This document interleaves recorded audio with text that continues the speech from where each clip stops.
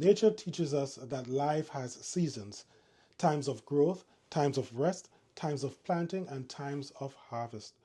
Each season has a purpose, and though some seasons may be difficult, they are necessary for growth.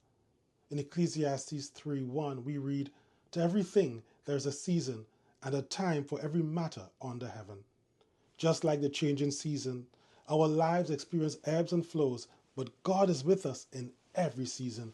He uses each one to refine us and help us grow into who He has called us to be. Trust His timing and embrace each season with faith and patience. I am Michael Hosford, and may you be filled by God's morning manna.